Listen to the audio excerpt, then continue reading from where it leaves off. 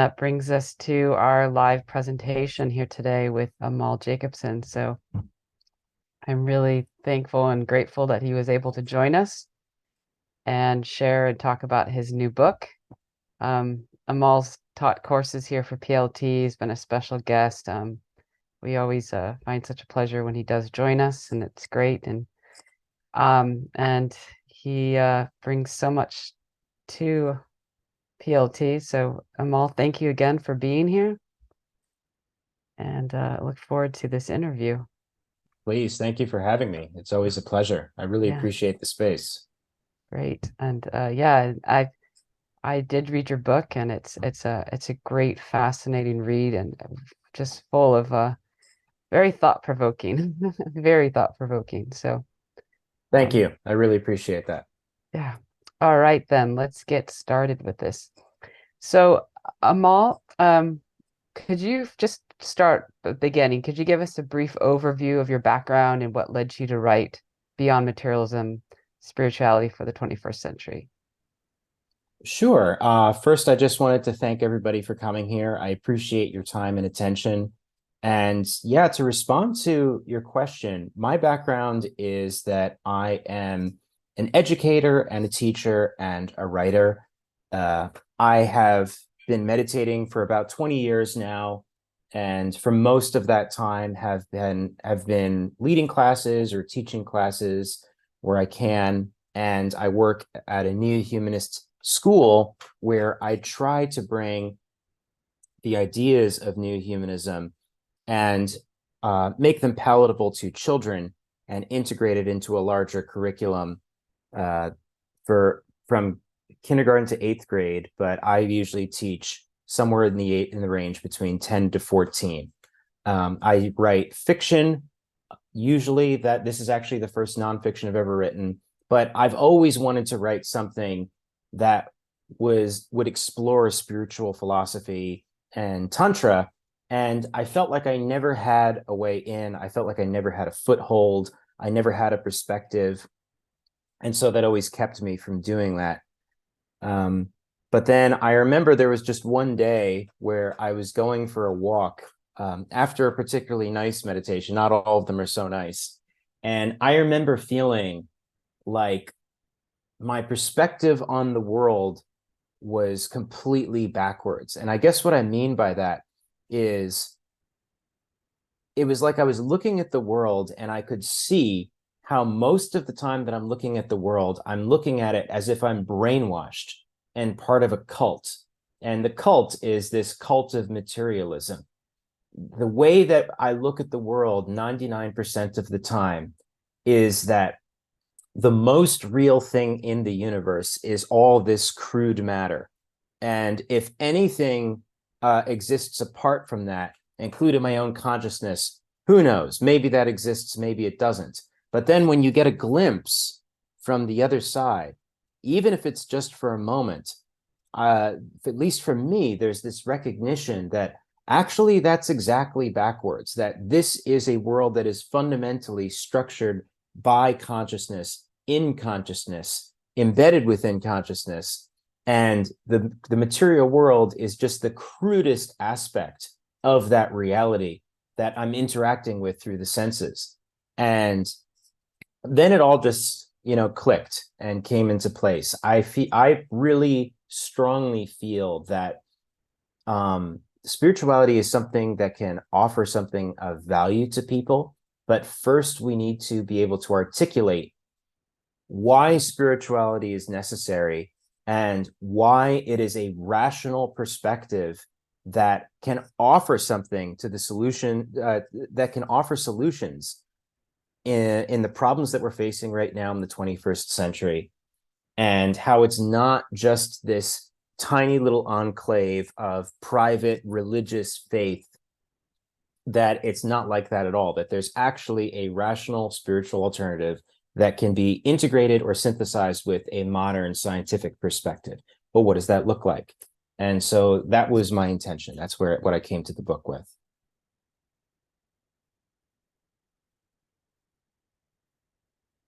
Thank you, Amal. That's yeah, that's and I think I mean, after reading the book, I think you did a very successful job on that. So Oh, hopefully thank you. we can explore that as we go further into the questions here. So your book is titled Beyond Materialism. Mhm. Can you define what you mean by materialism and why you think our society needs to look beyond it? Yeah, so materialism has a lot of definitions. The definition that I go with in the book is the idea that everything in the universe, including it, is made of matter, and everything that is apparently non-material, like your thoughts, your feelings, and your consciousness, are actually just they're ultimately explainable by material means. There is nothing else other than matter. It's sometimes called in philosophy metaphysical naturalism, but I use the term materialism because people have more experience with that term. And materialism, I would say, is the bedrock philosophy of the way that most intellectual orientations are in the world. Certainly, if you go to any university, it's taken very nearly for granted. Perhaps you'll have a very small minority of academics who think differently, but by and large, I would say most intellectual understandings of modernity are built upon the foundation of materialism.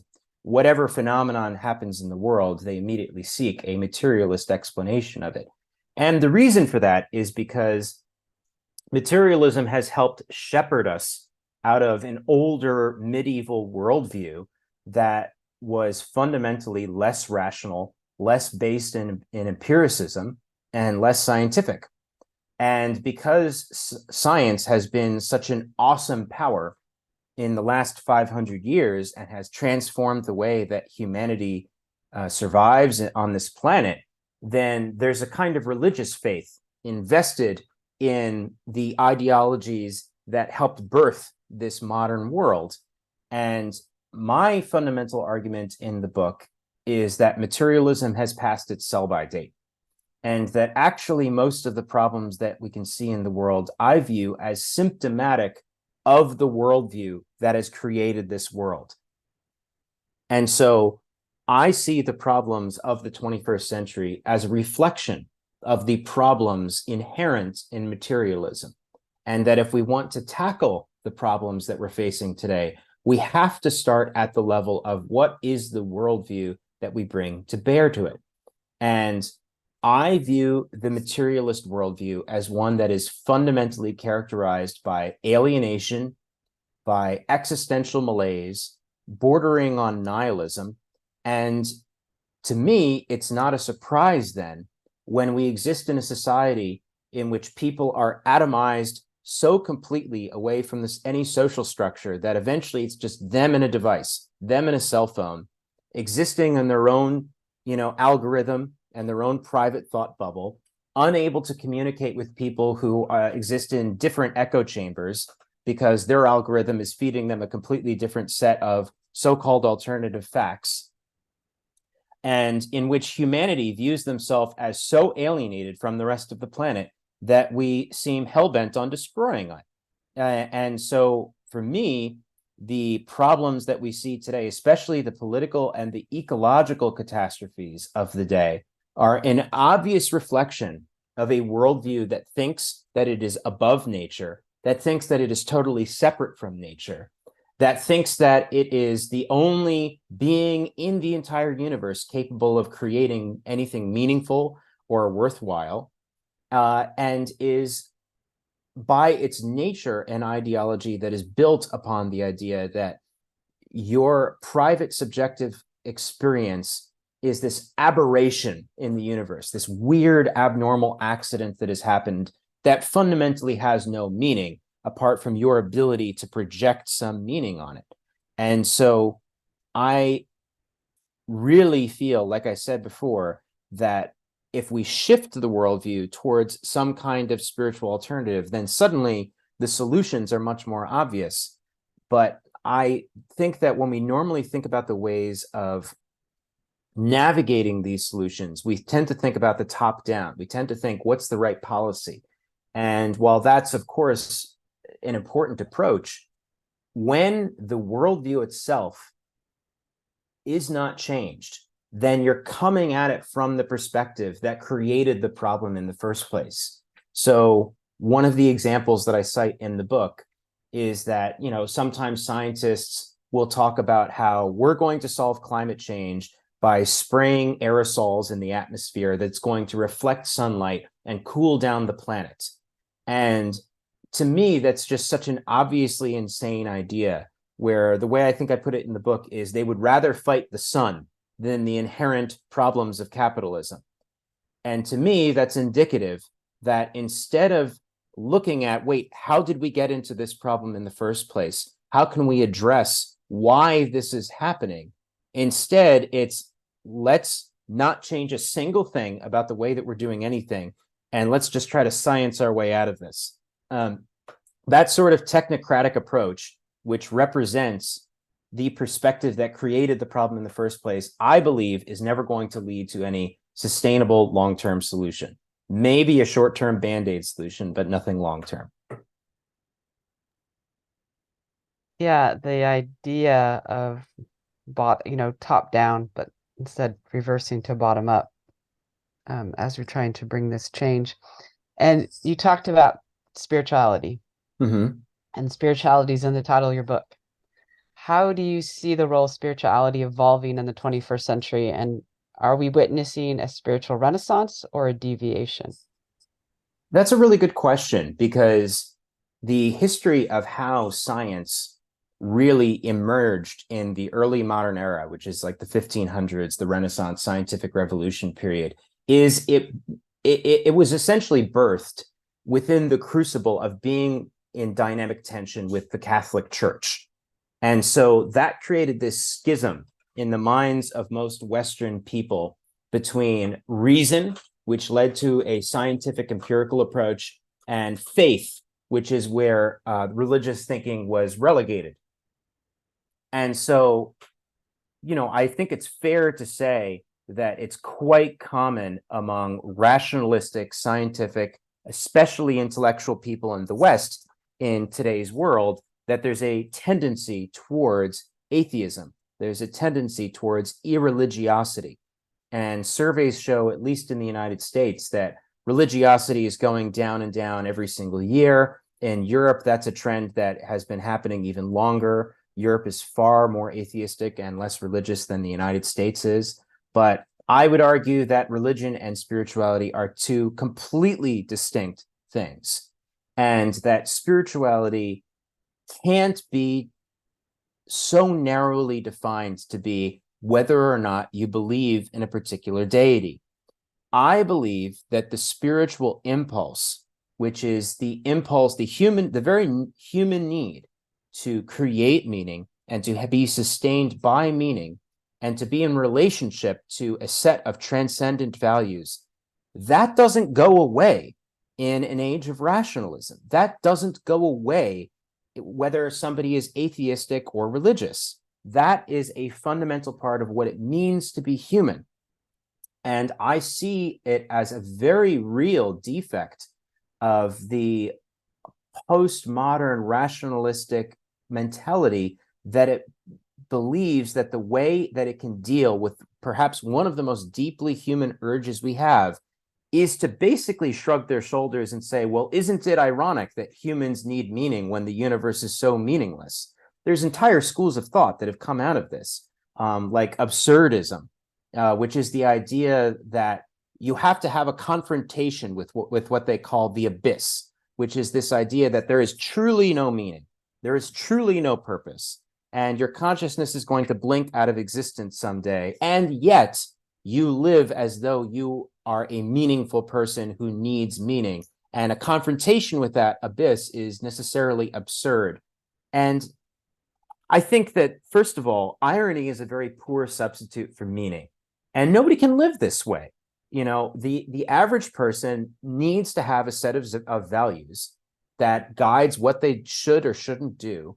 And only the most intellectual elite people can afford to adopt this weird, ironic intellectual posture, which is betrayed by the fact that every day they wake up, they get out of bed, and they act as though their lives are meaningful.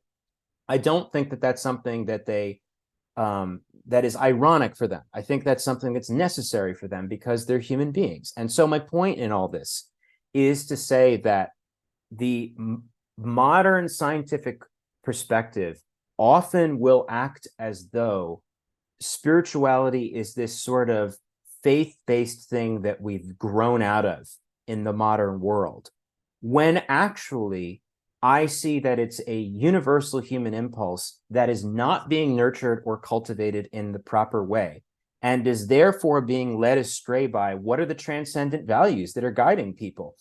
With an absence of some sort of explicitly spiritual transcendent set of values, people will tend to run after material goods. People will tend to believe ideas like, he or she with the most toys at the end of the game wins, and it creates this sort of mad rat race towards how can I get as much stuff as possible, and people hanker after things like name and fame, power and prestige and social status, all of which leads to social stratification, all of which leads to this sort of fragmentation of society as people seek their own selfish ends as much as possible. I don't think the solution is to return to some religious world. Like I said, I think that materialism actually served an historic purpose of shepherding us out of a more superstitious age. But to me, I look at the way that many of these rationalistic people view spirituality. I look at it as pretty similar to how an adolescent casts off her parents, out of a kind of teenage rebelliousness, but then eventually they grow up and they sort of learn how to return to their parents on a more mature and autonomous footing. What do I mean by that in regards to spirituality? The way that I see that is that we can learn how to reintegrate spirituality into our worldview in a way that is not dogmatic, that is not superstitious, that is not tribalistic, that is not religiously divisive, and that can be synthesized with the scientific worldview. I don't see science and materialism as necessarily wedded together. I view them as historically wedded together in this moment because of the way that science emerged out of the modern worldview in tension with the Catholic Church. That's not something that needs to go on forever. That's not something that exists in the minds of people who are not Westerners. Hindus have never had a split between faith and reason. Buddhists have never had a split between faith and reason. Many people who are not explicitly raised in a Christian society view the idea that religion is something that is completely based in faith as a very strange idea. And as somebody who practiced a spirituality very different from what comes out of the Catholic Church, I also viewed it as a very strange idea because my spirituality has nothing to do with faith. I'm the most faithless, skeptical person. I don't believe anything unless I experience it for myself. I view it actually as a weakness of mine. I probably wouldn't believe that fire existed unless I burned my hand, but my spirituality has never has had to have been nourished by some irrational faith that I need to adopt in spite of rationality. It's always been based in experiences that I can nurture for myself and I've been able to cultivate in such a way that it's allowed me to guide my life in a way that feels meaningful to me. And so my point in all this is to say that spirituality is an impulse that needs to be reclaimed in the 21st century and needs to be brought out of this sort of old perspective that it is necessarily faith-based, necessarily irrational, not empirical.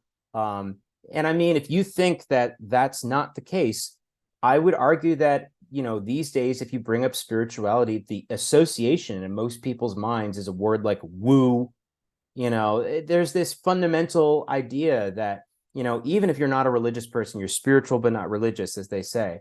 There's definitely this association that you're sort of like an irrational, crunchy person who's a little bit out there, who has maybe a couple of strange beliefs that aren't justified by a scientific perspective. There's a lot of work that still needs to be done here.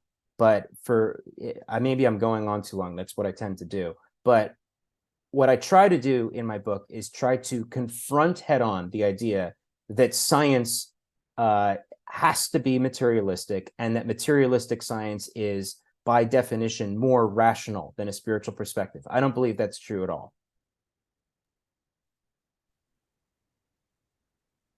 I'm smiling. You brought up some good points. I was thinking about myself as an adolescent with my mother, and then coming back later on.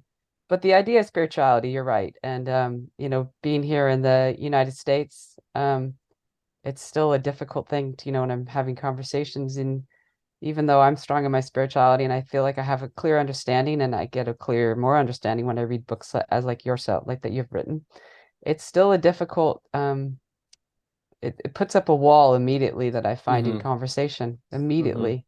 100%. So yeah, I think we have a lot of work to do, but you did also give me hope, and as we move forward. So you talked about Tantra in your book. Mm-hmm. And for those unfamiliar, how would you explain Tantra and its relevance to the modern individual?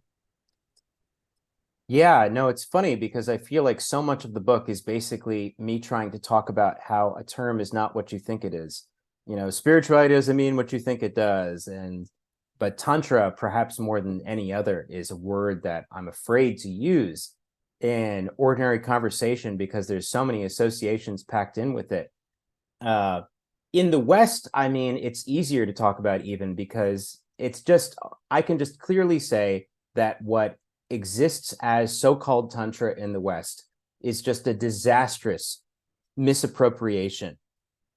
It's just a marketing scheme.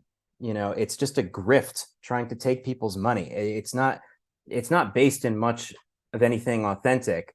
Perhaps maybe it was once upon a time 60 or 70 years ago when they first were talking about it. Anyway, my point is that Tantra is not primarily aimed at these sexual things that they bring up. Tantra does have a very notorious reputation in India as well, for reasons that I think come closer to what Tantra actually is about. But yeah, Tantra is a worldview that fundamentally, I would say, my personal definition of Tantra is it's a worldview that fundamentally tries to take seriously the idea that the entire world, all of creation, is the expression of a singular divinity. So how is that different from other spiritual perspectives? Well, what I mean by it takes it seriously, what I mean by that is that it tries to take seriously the idea that not only is everything bright and beautiful and uplifting coming from a divine source, but everything that terrifies you, everything that you find repulsive, everything that you hate, everything within yourself that is also dark and scary ultimately has divine origins. And if you take that seriously, then the approach becomes less about how do I avoid this and how do I, just embody love and light, and becomes more about how do I fully integrate the wholeness of all that I really am, and how do I engage with the world by saying yes to it, such that the world, my engagement with the world acts as an engine for my spiritual emancipation, rather than something that simply keeps me in bondage and darkness and ignorance. And so Tantra does have a long history of being antinomian, anti-authoritarian. It has a long history of being purposefully taboo breaking. And it does have a history of trying to integrate sexuality into its spiritual approach. And so that's the tiny little kernel that gets totally misappropriated and aggressively marketed as a way of making money, which is what you see in neo-tantra in the West. I would see it as just basically a money-making scheme that distorts a tiny kernel of truth from the original tantric source. But in India, it has a much scarier reputation because the image that gets summoned into the mind of the average South Asian, if they hear Tantra, if they know what Tantra is usually, a cemetery dweller, somebody who is smeared in human ashes and is engaged in practices that would appear to a Westerner like maybe black magic. Again, I would also say that that's based on a misunderstanding, but it does come closer to the spirit of the spirit with which Tantra seeks to engage with both light and darkness. It advocates an approach of fearlessness and the idea that you should not wait to get over your fears. You should just jump into your environment with a spiritual ideation, that you should try your best, and however terrifying the process is, ultimately it will bring you closer to your spiritual goal if you have the right method of engaging with your reality. And that's a frightening process for any of us. The Tantra that Anandamurti advocated was less concerned with, for example, spending time in cemeteries, and more concerned with throw yourself into the project of creating a better world, and don't wait until tomorrow. Do it right now. Don't wait until you have the skills. Don't wait until you've gotten over your fears and your complexes. Jump in right now and be morally uncompromising about that. And that can be very scary.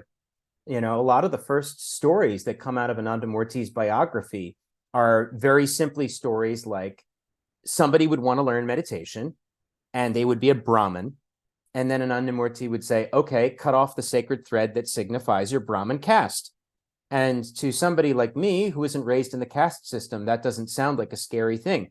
But in the 1950s India, which is extremely caste conscious, coming from the perspective of a Brahmin, that's really tantric. That's much more frightening than going into a cemetery. That's terrifying. And it often created total chaos in the lives of these first people who would learn meditation from him, because the moment you kick that hornet's nest of ugly casteism in 1950s India, all the hornets come out and try to sting you. And that's what I would say is the tantric approach. Don't wait until tomorrow. Just face whatever needs to be faced, and do it with the right spiritual ideation, and it will lead you in the right direction, and also help create a better world for everybody. So that's the way that I would respond to the misconceptions around Tantra. That's great. And so you're pretty much what I'm getting is that Tantra has the potential for us to overcome our limitations. 100%. Yeah, I would say that that's the goal. Well, one of the goals, I should say. One of the goals, yeah, there's many goals. I like the thing about the better world too. But yeah, so also, I think you just said this just within your last few things about a single divine source. And in your book, you discuss the idea that everything stems from a single divine source. Can you expand on this concept and its implications for daily life? That everything stems from a divine source? Yes, yeah. Yeah, so I would say that if you take seriously that idea that everything stems from a divine source, Tantra deals with that at every single level. It deals with that at the level of your own self, your own individual self, and how you relate to many of the things that other religious approaches would term as negative or crude. So, for example, the way that you relate to your body, the way that you relate to your appetites and your instincts, the way you relate to your emotions, and the way you relate to your relationships. And then it also would then, beyond the individual level, would talk about the evils that you see in the world, the social evils. And so all of that is, if you take seriously that that's coming from the same divine source, then, well, I'll give you a concrete example. So there have been many religious distortions over history across all the different religions. And I would still call these distortions of religion, but there have been many distortions where, for example, a poor person comes to a particular religious place, and instead of the clerical figure trying to work towards the emancipation of that poor person and trying to better the social circumstances of that poor person, instead, the clerical class works to reinforce the social stratification that they see, where you're a part of this caste because of bad karma from a previous life. Do your alms in this life and give me certain donations, and follow your dharma according to your caste and you'll have a better life next time. Or alternatively, don't worry about how terrible your life is now. You'll be delivered from this miserable existence after you die, and you'll attain the kingdom of God in the hereafter. In other words, there's been an approach historically of, instead of looking to this world, they look to some other world. And they use that as a pretense to further political and social exploitation. And so Tantra would view this as, okay, there is a poor person coming. That poor person is a reflection of the divinity that is expressing itself through absolutely everything. And so this is an excellent opportunity for you to express your love to that beloved by working to help the expression of divinity that is right there in front of you. And so Tantra aims much more towards not just spiritual emancipation, but creating a social environment that is liberative for all peoples, regardless of status or class or caste, and takes it even several steps further towards creating a world that respects the existential rights of not just all humans, but all animals, all plants, the entire right of the entire ecological system to exist and to thrive, because all of it is included as the expression of that fundamental divinity that is coming to know itself through microcosmically reflecting forms. So there is nobody who is outside. All the things that you think are outsiders are actually expressions of that same singular source. And even beings that you think are lower than you in some sense are non-human persons who are on the same journey as you are. Perhaps you're in a different place that's more advanced because you have a more self-reflexive consciousness. But the same way that your life is important to you, the life of an animal is important to that animal. And to violate that is to violate the sanctity of that singular divinity that is expressing itself through that plant, through that animal. And so I would say that Tantra sees that at every single level. How you relate to your emotions as something that is a reflection of how you are trying to express something that goes much deeper than who you think you are right now, all the way out to the highest social and even ecological levels. Can you expand on, some daily practices that you would recommend for those wanting to transcend this materialist perspective? That's a good question. I would say that it has to be twofold, the same way that Tantra deals with both the individual and the collective. I would say that the best way of confronting a materialistic worldview would be both internal and external. So internal practices would be a dedicated spiritual practice, ideally one aimed at internal contemplation, like a meditation practice, but depending on somebody's cultural origins, perhaps there's a different practice they'd be interested in. But I think that meditation is by far the most accessible, no frills way of cultivating that practice. I would say another good internal practice is reading. I think there's a lot of really good literature out there that confronts materialism in a sophisticated way. I would recommend the writings of, I think Rupert Sheldrake is really great. Chris Bache is really wonderful. Richard Tarnas, Brian Swim. Brian Swim is a cosmologist who is just 100% a scientist, but he tries to take really seriously the idea that there's another way of thinking about the scientific narrative beyond pure materialism. And he tries to retell the story of the universe as if the universe had subjectivity, and his work is incredible. So I would say Brian Swim. The work of integral ecologists like Thomas Berry, I think, are really great. So that's all on the internal side. On the external side, I feel like the best antidote to this sort of materialistic perspective, which the consequences of which I think lead to social alienation and psychological malaise, would be somehow getting involved with a community that is aimed towards service or aimed towards social or ecological emancipation. Dedicating yourself to a cause that is higher than yourself and works towards the good, I think, in concert with internal practices, can be really powerful.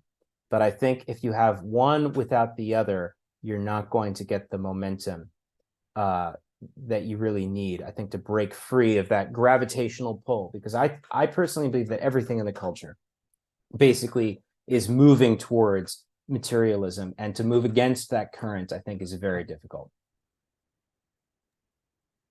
Yeah, I hear you. Being back here in the mainland, back here in California, it's been a quite an awakening of the materialism that's just constantly bombarding. California is a really interesting case too, not to get too distracted, but Yeah, California is one of these places where it's probably the place in the United States that most explicitly, how do I put this? They apparently integrate a spiritual approach and a spiritual openness, and they definitely seem more spiritual in some ways compared to a place like New York. And yet the materialism in California is overwhelming.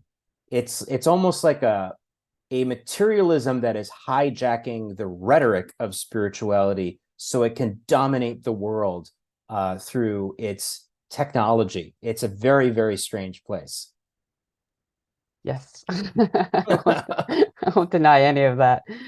And I've only been I away love for I've California. only been away for like 8 or 9 years, but I felt like I'm on a different planet, to be honest. But that's a Planet whole nother California. It's a very other different story, place. yeah. So, this is a more probably even more personal question, but because, I'm getting into education, and I was just talking to you earlier, and I know you're a parent, and I have a niece. So, how as educators or parents, how can we introduce these spiritual concepts to your younger generations, kind of in a relatable way and more approachable way? I think it's almost easier to talk about it with a child, because with adults, they have a lot of other ideas that are getting in the way. And that's actually why I wrote the book, because I think if we want to talk about spirituality properly with adults, you're going to encounter a lot of different ideas that are getting in the way in most adults' minds, a lot of assumptions that people carry around, a lot of baggage associated with terms like spirituality, or assumptions around even what meditation is, Tantra, all of these terms, God, all of these terms are culturally loaded and carry all sorts of prejudices and assumptions, and unpacking that and presenting a spiritual rational alternative, in my mind, is extremely difficult with an adult. With a child, it's much easier, because with a child, you get to go to the absolute simple heart of the matter, which is so much. You get to just remove so much of the mental noise, all the cultural noise, and you just get to talk about really simple ideas like, there's a circle of love that extends out from you. How far can you expand that circle of love?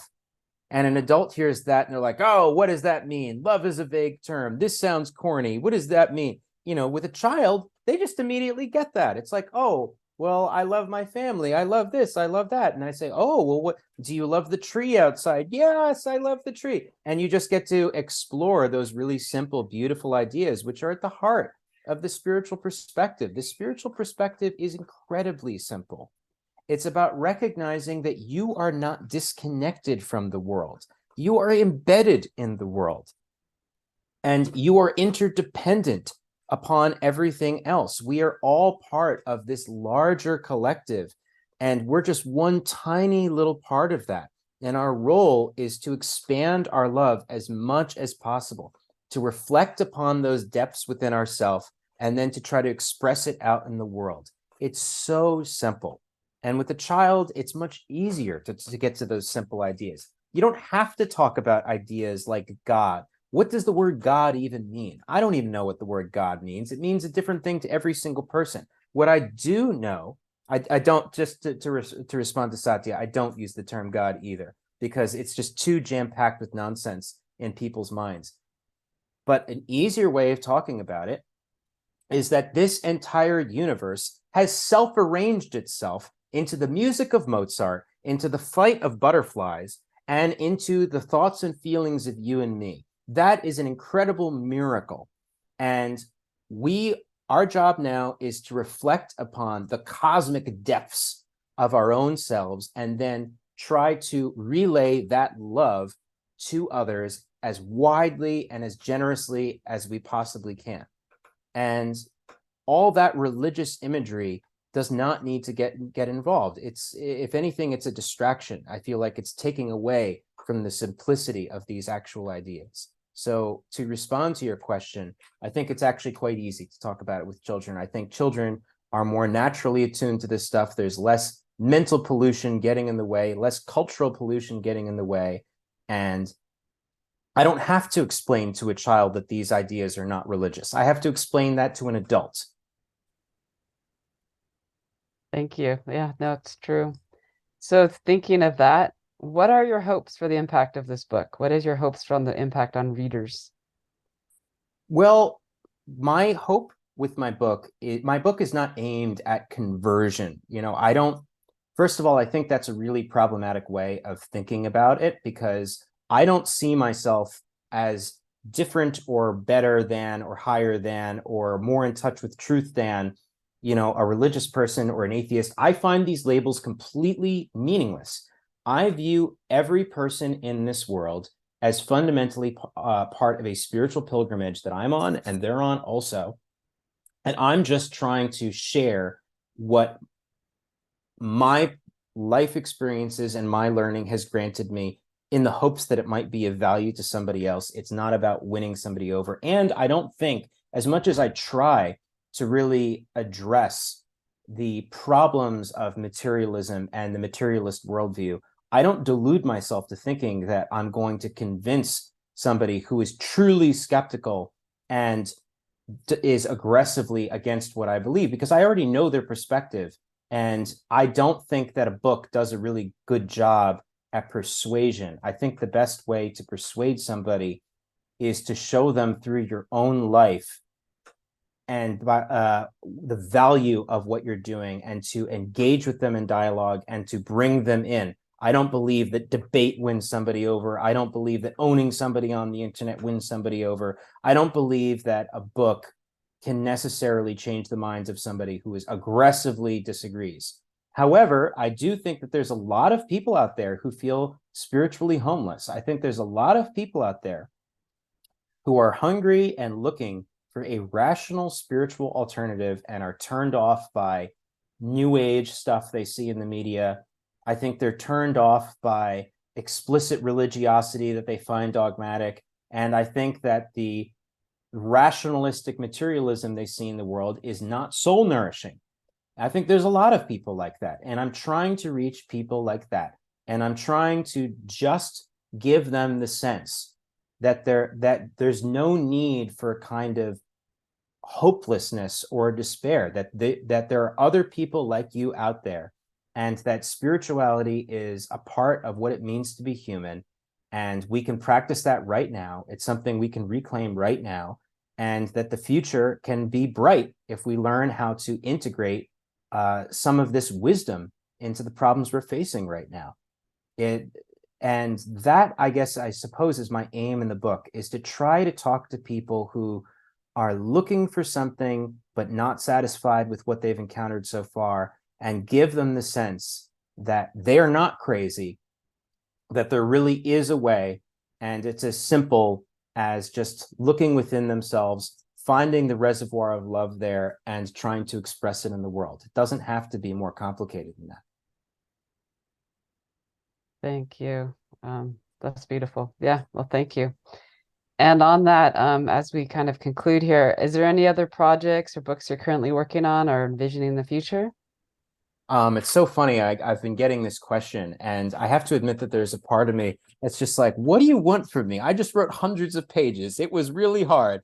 But no, of course, I appreciate your question. Yeah, there's always this moment for myself whenever I finish a book where it's like, well, I've said all I need to say, and I'm never going to say anything ever again. I'm all out of ideas. But no, of course, that's not how I feel. So There's actually a lot of books that I would like to write. I've been thinking a lot about how I think we need to write a book articulating neo-humanism in a non-academic way to a general audience. I'm interested in writing a book like that. I'm also really interested in writing a basic introduction to my own spiritual tradition, Ananda Marga, that is just as simple as it gets, a non-alienating way of talking about what does this stand for? What is the point? What are these practices? Something that you could just give to somebody who's interested in that tradition right when they walk in the door. That's, you know, that's going to make them feel welcome and make them feel like there's a way of making sense of all the things that they're encountering in a new tradition. But the book for New Humanism is probably more important for a general audience. So I'm not sure which of those two I would do next, but I am interested in both of those. And honestly, you know, I'm a fictional writer most of the time. And my, you know, despite of course, my passion about spiritual philosophy and Tantra, there's a part of me that always wishes I was writing fiction. So we'll see. And I also know, I mean, I know you're also a busy teacher and a parent, Yeah. but I also know you guys just started launched those online courses for Yeah. children. Yeah, If for it looks more like for adolescents, but it um depends on the course. It depends on the but it's course. fantastic. I mean, it's just great to be being able to offer that to a larger audience. And I know that took a lot of effort and work, but I No, saw, thank you. yeah, I didn't know that you were that you had been exposed to that. If there's any parents or grandparents out there, my school, which is a New Humanist school, designs online courses that you can take anywhere in the world. Some of them are designed for middle schoolers, but not all of them. Some of them are designed for elementary schoolers, and it's an array of courses, uh, mostly focused on science, but also beyond science. There's a lot of social studies as well. But whatever it is that I created a course on, whether it's World War II or whether it's climate change or the mass extinction events in human history, not human history, the Earth's history, or whether it's the history of the universe, or whether it's geography and climate, I'm always trying to give, or the school is always trying to give, a neo-humanist perspective on that subject. So yeah, there's a lot of courses that we made. I think we have about 25 courses. So that's widely available to the public if they wish to enroll their children or their grandchildren into that. fantastic. I'm working on an audiobook for Beyond Materialism That was my next question because I for know that you. nobody reads, including myself. um, Eventually, I'll try to create some video content as well, but you know, it's Yeah, hard to do because all of that is time that I have to do on top of my job and on top of my parenting. of course. Yeah, So that was my next question for you actually was the audiobook. But is yeah, there I anything promise else? I'm doing it. Is there anything else that you would like to that we didn't cover that you would like to share about the book or about your experience or I mean, the fundamental thing that I would say is this is a book that is not written necessarily for the person who's been meditating 20 years like me. If you're somebody like me, then if you're interested in what I've been saying, then sure, pick up the book. But honestly, I wrote this book for your friend who doesn't understand the meditation that you do, but is curious. I wrote this for the person who has never meditated a day in their lives, but is interested in what a rational spiritual alternative might look like. That's who I wrote the book for. And so this is the book that you don't need to be afraid to give to a friend. In fact, I wrote it more for your friend than I probably wrote it for you. And so I guess just me expressing that, I would say. But you know, this is just this is a very deep part of who I am, and I'm very passionate about this, and so I'm always going to be trying to express this in some way or another. If it's not a book, if it's going to be in a course. If it's not in a course, it'll be somewhere else. But I'm out there trying to do something, so we'll see what happens.